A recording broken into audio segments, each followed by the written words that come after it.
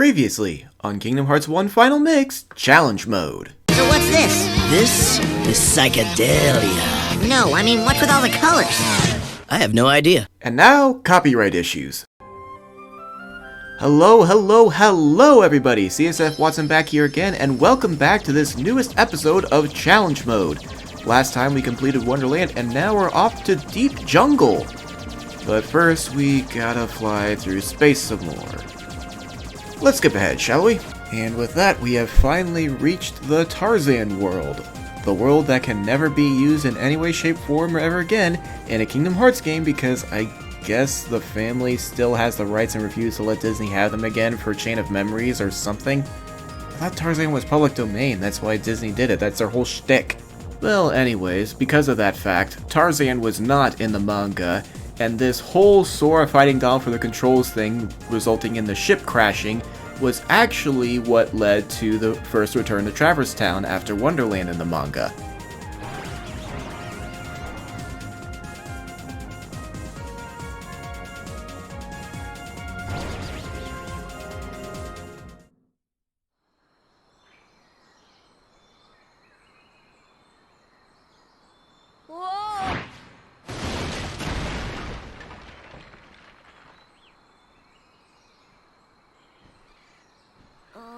My head.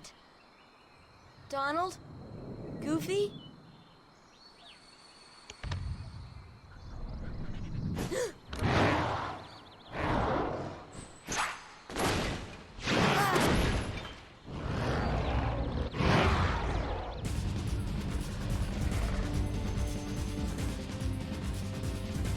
And here we have Sabor, one of many boss fights that you don't have to win within this game. And this one, it actually makes more sense if you do lose. If you do win, the win animation just shows Sora slowly inching towards Sabor, and then he jumps up, and then all of a sudden Sora's on the ground and Tarzan saves him, even though we never see Sora get knocked down in the win animation. It's kinda weird. All it costs me if I do lose is just a few extra EXP points, and since I'm technically not even supposed to be at this world yet, I was supposed to visit Olympus first, any extra EXP I can get from here will make Olympus that much easier, which is nice. Man, why does Scan have to be locked behind a level up? I don't know how much HP he's aboard. Oh, well, I've got 0.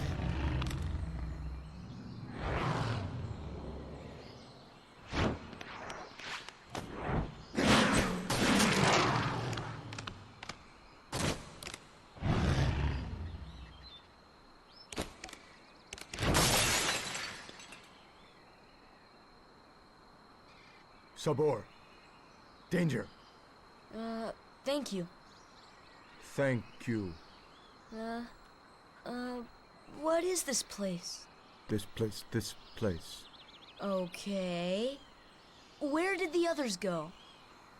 Look, I got separated from my friends. Have you seen them?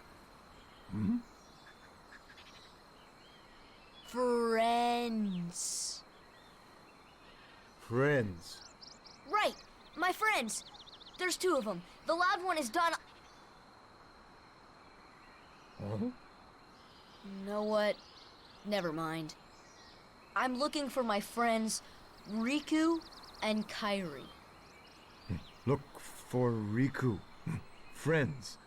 Right. Kairi. Friends.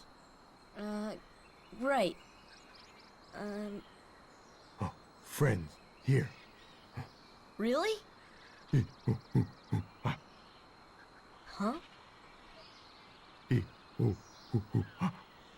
Friends. Here. Not sure I understand, but show me. Take me to Riku and Kairi. Tarzan. Go. And I'm Sora. Tarzan go, Sora go.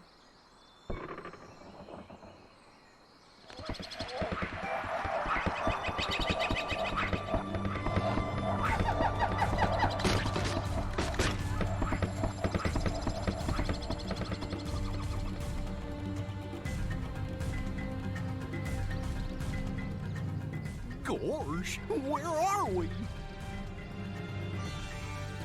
I sure hope Sora's okay.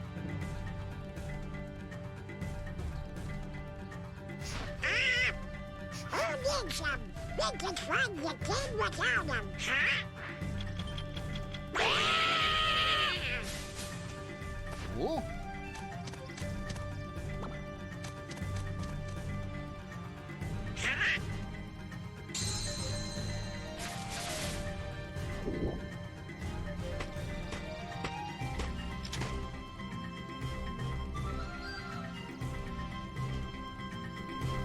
Just like with Wonderland, and a common theme you'll be seeing with a lot of the Disney worlds as we get further and further along in the Kingdom Hearts series, I did not watch the Tarzan movie.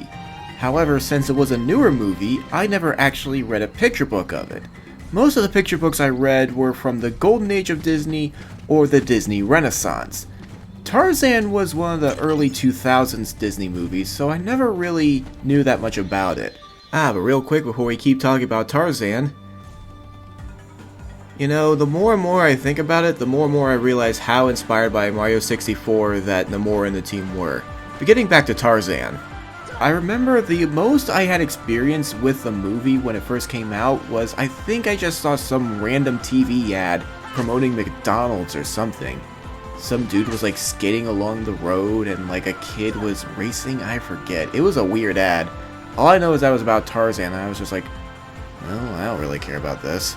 A former friend of mine who tried playing the Kingdom Hearts games kept ripping on me saying like, why aren't the Phil Collins songs in this game? Why is it not exactly like the movie, this, that, the other? And I was like, it's copyright and stuff like that, and they were just like, really weird about it. It's kind of the reason why Frozen doesn't work in Kingdom Hearts 3. It's too similar to the movies.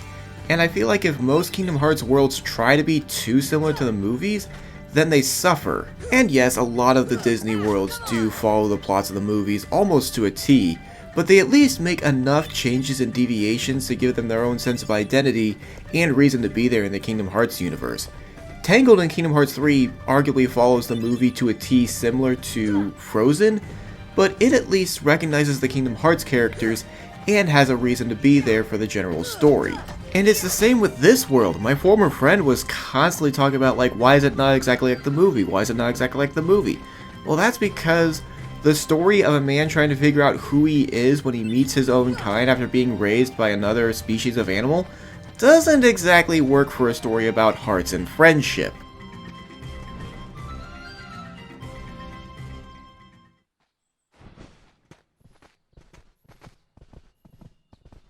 Jane, Tarzan. Oh, and who's this? Hi there. Oh, you speak English. So then, obviously you're not related to Tarzan. Are you here to study the gorillas? highly doubtful. Sora! Goofy! Donald! A circus of clowns. Not much use for hunting gorillas. Mr. Clayton, we're studying them, not hunting them. This is research. Well, the more the merrier. Do make yourselves at home. Well, anyway, I'm staying. Huh? Sora, look what we found. Look at this.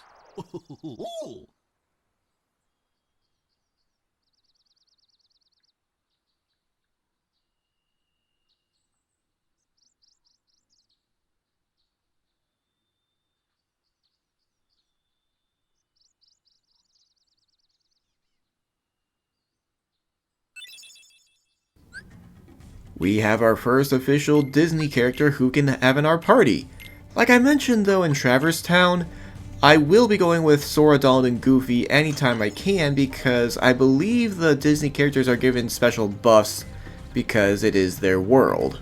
Swinging back around to my initial discussion about the plots of the Disney movies versus the plot of the Kingdom Hearts games, if every single movie just followed its plot to a T, then you just get the Frozen plot. The Kingdom Hearts characters barely interact and the only reason they're there is to run into Organization 13, but even then you don't even interact with the Disney characters. The general argument that, oh, by visiting the Frozen world you learn that the two princesses are princesses apart, and that can have a bearing on the Kingdom Hearts plot later, while that is an important piece of information I'll grant you, comparing it to Tangled, Sora, Donald, and Goofy only interact with Elsa and Anna once in the entire visit of the world. They have more lines with Kristoff than they do with the actual main characters. We begin one of our first of many revenge matches against Sabor. I forget if you're allowed to fight him as many times as you want before the story dictates that he's dead, but it is a good way to get some early EXP. Now that I think about it though, Sabor is actually a good reason why the plots of the movies don't or shouldn't be rehashed over and over again in the Kingdom Hearts worlds. I had no idea that Sabor was supposed to be the character who killed Tarzan's parents in the original movie, so when I saw Sabor for the first time on the PS2, my general reaction was, oh, it's a Jungle Cat boss. Neat. He's just an opening level and mid-boss fight. He's not somebody that you need to know a lot about for the Kingdom Hearts story. I'm sure my former friend would just rant and rave about how Sabor is actually super important, but given the fact that Sabor is dead and within like 15 to 20 minutes of the movie itself, from what I can tell, that doesn't exactly seem like something that would actually translate well here to the game. Because once again, the goal is not to tell the story of a man coming to grips with who he is. The story is about a man who meets a spiky-haired kid and teaches him the importance of friends in our hearts. And with that long-winded rant out of the way, we're on to the slides. I love the little bit of foreshadowing we get with the castle here. Not just in terms of the next to last level of this game, but also the connection that Sora has to one of the other characters. I honestly have expected nowadays, especially given how much Final Fantasy played a role in the early development of the Kingdom Hearts games, that there would have been like a Final Fantasy 1, 2, or 3 reference, or maybe even a Dragon Quest reference. Well, this was still Squaresoft, so they didn't have Dragon Quest under their umbrella. Well, Tarzan? Where are my friends, Riku and Kairi?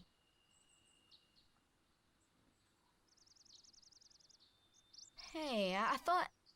That leaves just one place. Young man, we've been in this jungle for some time now, but we have yet to encounter these friends of yours. I'd wager they're with the gorillas, but Tarzan refuses to take us to them. Really, Mr. Clayton? Tarzan wouldn't hide... Then take us there. Take us to the gorillas. Gorillas.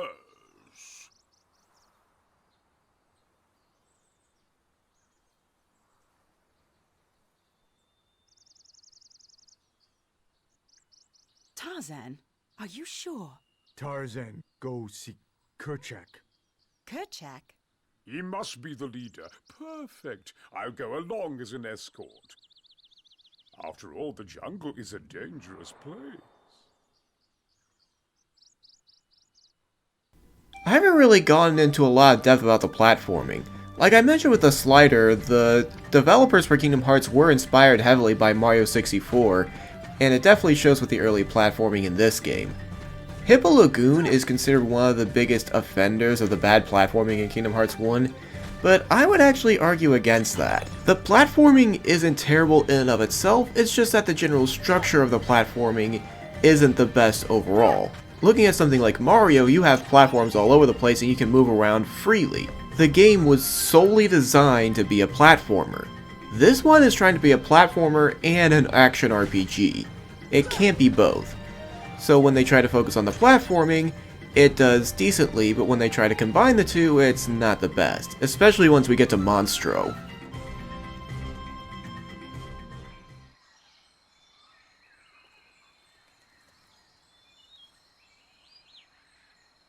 Kerchak, please listen to me. I know the nesting grounds are secret, but I trust them. You see, I want to help them because, well, they need us.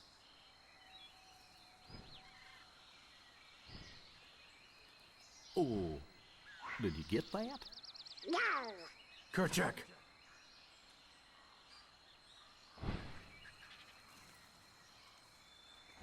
Kerchak.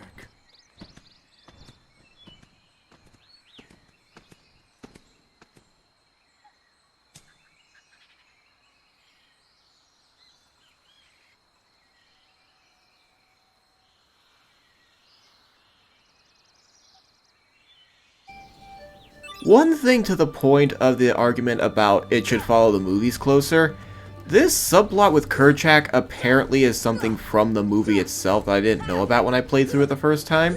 I just assumed it was like, oh, the gorilla doesn't trust humans or something like that. I didn't know there was also this subplot that he doesn't trust humans, nor does he trust Tarzan. It's not a complete detractor, it still plays into the idea that Tarzan is trying to share the message of the friends in our hearts sort of thing, because he's starting to trust these people he just met, but at the same time, given the fact that Kerchak is here, it's kind of like, well, why? He doesn't really add anything, he's just there because he was in the movie. I get that's kind of the point. It's supposed to be this sort of fan service-y type game. You're playing through all these Disney worlds and it's a cool experience. But unless the characters have something to add, why include them at all? It's the reason why we don't see the other two Titans until Kingdom Hearts 3. They're not really needed for the Kingdom Hearts plot. It's also why we won't see characters like the Sultan or even the Lost Boys in the Peter Pan and Aladdin worlds respectively. We don't need them in the Kingdom Hearts story, so why include them? That just makes Kerchak's addition here all the more baffling to me. Heck, the Rosie O'Donnell gorilla character lends more to the Kingdom Hearts story as we're about to see than Kerchak does.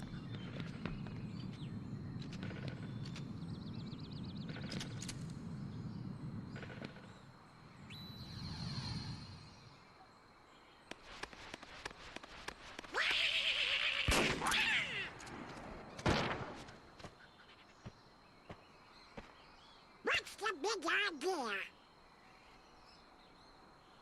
Wait, Kerchak, please.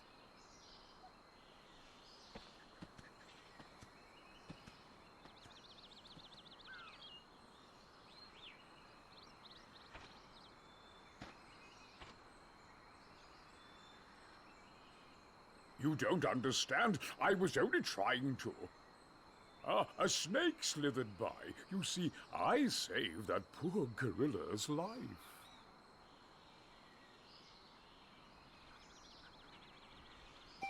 It's not much compared to some of the other Disney characters within the Kingdom Hearts story, but it's better than nothing. But since I'm back up here, I'm gonna do a quick bit of exploring and EXP gaining, so let's get back to the camp real quick, shall we? There we go. It is kind of nice that there isn't that many Heartless around this early on, so you can do some exploring and try to get bonus items, but it's not devoid of EXP as we take another round on Sabor. I don't care that he's stuck in a corner, thereby making the boss fight a lot easier. EXP is EXP at this point, and especially given the fact that he kicked my teeth in the first time, I'll take it. And even then, it doesn't really matter that much. We're about to get a whole slew of opportunities to get EXP with the Heartless coming up, so let's do that. How could you do such a thing? Now, Miss Porter, as I told you, I was not aiming at the gorilla. You are not to go near the gorillas again. Oh, because of one mishap. Come now. Huh?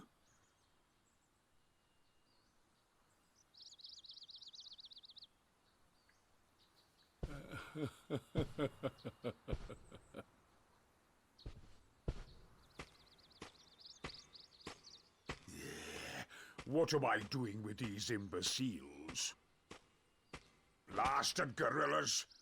I'll hunt down every last one of them! I'll track them down somehow. I'll stake my life on it. Hmm?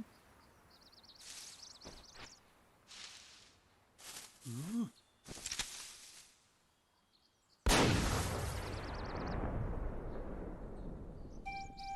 I don't know why, but that is the only time that Clayton gets dedicated facial animation outside of the end of this world. Not even Jane gets dedicated facial animation, she just sort of gets the flapping mouth animation for the entirety of the world. I don't really get it. But now we're back and we're saving monkeys from monkeys, or rather apes from monkeys. And what do we get from such a trial? Nothing but pointless gummies. And from there, we just have to go and get these pointless gummies from all the gorillas in all the rooms because that's how this game works. So let's speed things up. Pointless gummy, yay! And now we move on to the next room to fight the next round of monkeys. So let's skip ahead to that. Alright, just a few more to clear out down here, and oh, come on! Gosh dang it. I expect this from the bosses, not the generic Heartless. Let's try that again. Okay, down to the last two. Donald's actually using his magic. We're good. Worthless gummy, we're good. On to the next room. This room obviously will just be another room to save gorillas for the first time, but later on it actually spawns Endless Heartless where you can get a ton of EXP, which I take advantage of later. It's actually kind of crazy how many Heartless spawn at once before the room decides it's done. It's possible that defeating a certain number of Heartless spawns a unique Heartless similar to the Giga Heartless in Wonderland, but I didn't have enough patience to try and find out, and I had already gotten a few level ups, so I was good. Alright, let's clear out the last few Heartless.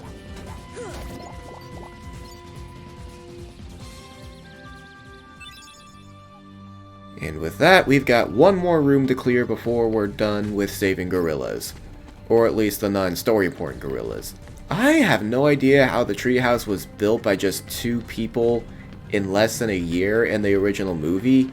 That never made sense to me when I saw that clip, but it was a cool design.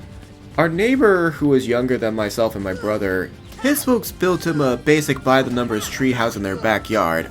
Oh gosh dang it! Really makes me wish that I could get Cure earlier instead of after this world. Alright, we'll try again. Well, that went well. Alright, 3rd time's the charm. Last Heartless, here we go. And with that last Heartless finally down, that's the last of the gorillas we need to save, and now we have to manually advance the story. It kinda does drive me up a wall that you have to actually talk to Jane after saving all the gorillas to trigger the next story. Could it be a situation where it's like you save all the gorillas, you're force traveled back to the camp, wondering, where's Clayton? And then the story continues? That's definitely one of the biggest problems with Kingdom Hearts 1. It doesn't tell you where to go. I was so lost when I played this for the first time on the PS2, and I even had a strategy guide for crying out loud. Oh, trust me, Jane, Clayton's fate in this game is far more dignified and better than his fate in the movie. And with that gunshot, we are finally able to progress the story and have ourselves our next to last boss fight of this game, one last round with Sabor.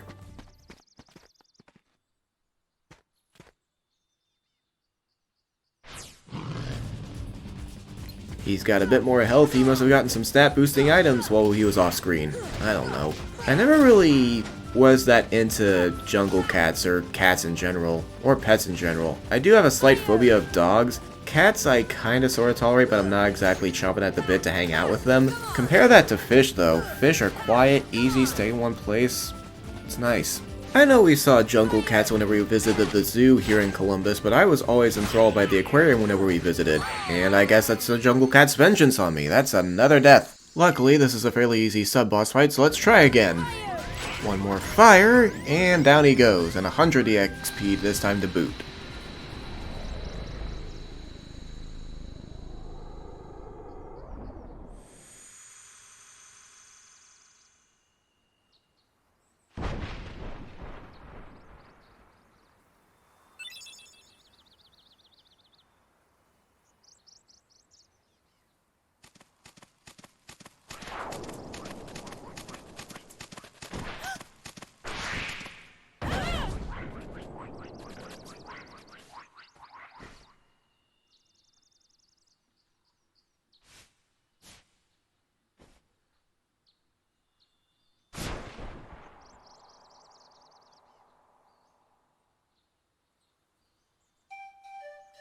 That was nice of the game to give me an HP and MP refill before fighting these enemies after a boss fight. With a quick cleanup and a few more bops to the head, let's progress the story once more and get ready for the final boss fight.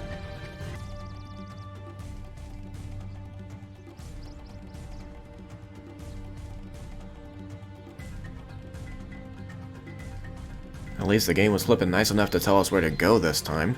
After a bit more climbing, we've reached the 2 of them. And we've got our last bit of a hurdle to clear before we can fight the final boss. The big black fruit looks suspicious. Well, you don't know them. I honestly wonder if this one random minigame in Kingdom Hearts 1 was the inspiration for the multiple Shadow Glob missions that you would deal with in Kingdom Hearts 358 Days Over 2. If it is, that's actually kind of hilarious. The nice thing is there's no prerequisite of, oh, you have to defeat all the Heartless before you can take out the fruit. It just helps to get EXP and make sure you don't die while taking out the fruit. So with a few quick swings, I don't know why this thing doesn't have an HP bar, but there we go. It was polite of the Heartless to go away once we destroyed the fruit and not bother us anymore.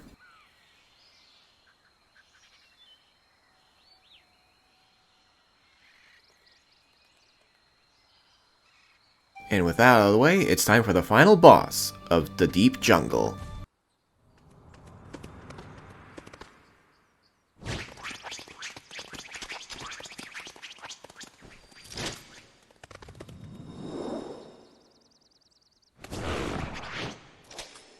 No!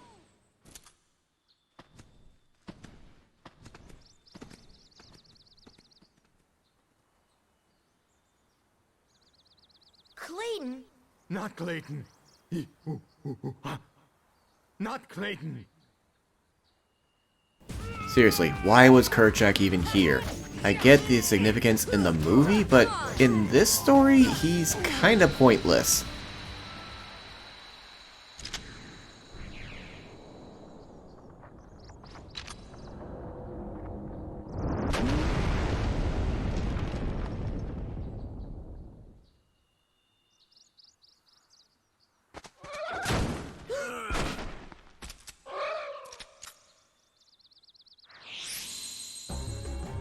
For the first time I played this in high school and just about every single playthrough I've had of this game afterwards, this boss has always kicked my teeth in. It hits pretty hard. Like I mentioned earlier, I'm technically supposed to do Olympus before this world given the general difficulty of each of the world's levels, but I always come here first because it's an easier trip from Wonderland to here than from Wonderland to Olympus. For the challenge run, I actually discovered a kind of really interesting tech. If you kill Clayton before the stealth sneak, the boss fight ends right then and there. You don't have to fight both of them at once, or you don't have to kill them both in order to advance. I think if you kill the stealth sneak, you still have to kill Clayton.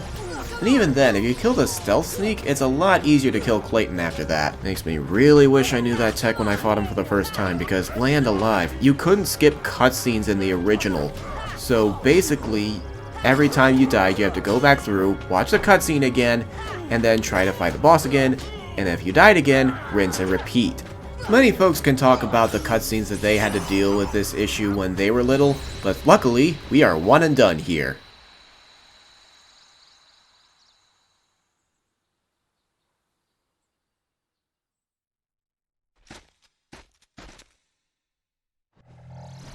Seriously, why was Clayton allowed a unique facial animation for this scene when Jane isn't even allowed more than just the generic facial animation?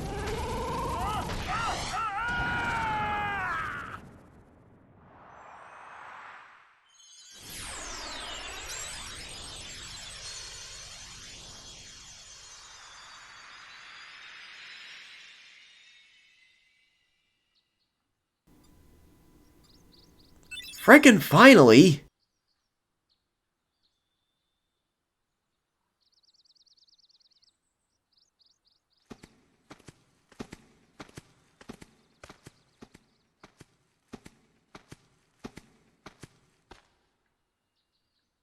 Huh?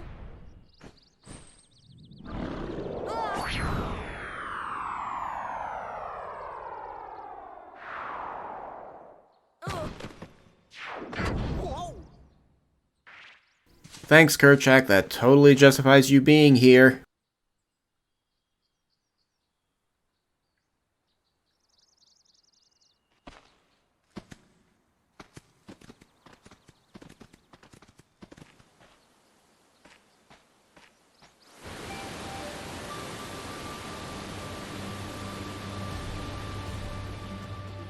Tarzan, home. This is the only world I think that after you beat the final boss, you have more platforming to actually do. I'm not entirely sure why, but you do have to go behind the waterfall and climb up to the final room for the last cutscene of Deep Jungle. It's not terrible, like, the platforming is decent in this one, there's a lot of cool collectibles throughout here, but it's just kinda weird. You've already fought the final boss, what are we still doing here? It is still a beautiful level though, so no harm, no foul. But there's nothing really left to do here except collect random items, so let's skip ahead to the cutscene, shall we?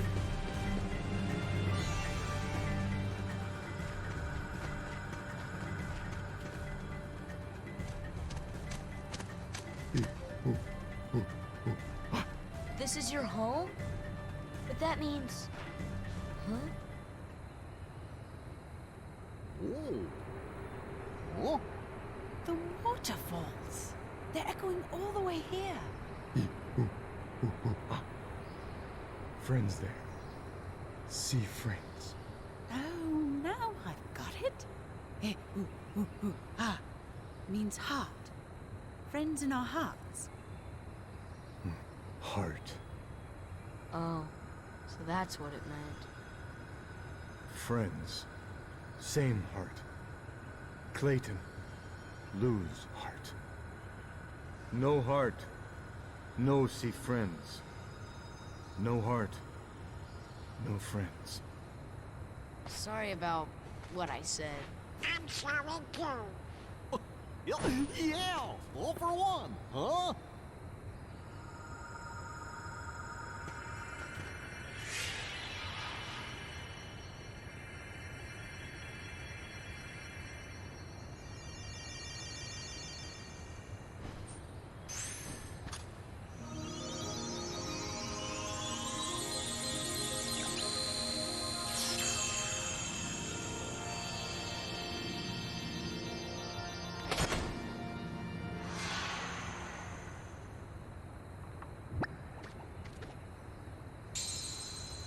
I'm coming. But it's sure not the king's. I think someone has a new admirer. No, no, no, no. This would kill me. Ooh.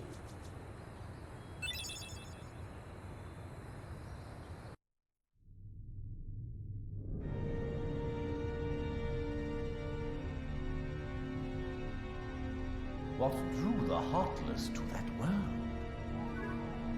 The hunter lured them there. It was his lust for power that was the bait. But it seems the bait was too tasty for his own good. Yeah, he got chopped instead.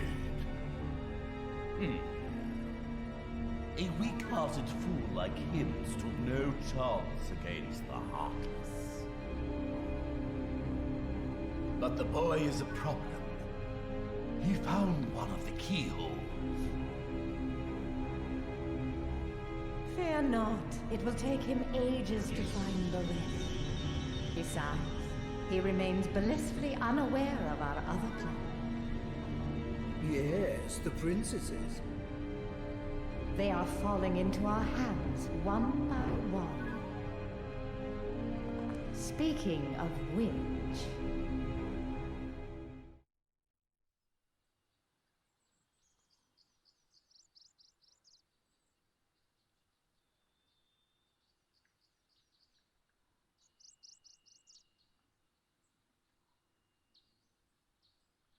Ah, we've received our first useless item for this game. Keychains are cool, but for the sake of the challenge, I'm not going to be swapping them out. I initially started doing these Kingdom Key only challenge runs out of a desire to watch the cutscenes with the OG Kingdom Key still in place, because canonically, that is Sora's Keyblade from start to finish, save for a handful of cutscenes. And ever since then, that's usually how I play all my Kingdom Hearts games on a replay. The last time I played a Kingdom Hearts game using different keychains was the base game of Kingdom Hearts 3. But that's a story for another time. Thank you guys so much for watching this newest episode of Challenge Mode. Please like, share, subscribe. I hope you enjoyed, and I will see you guys next time.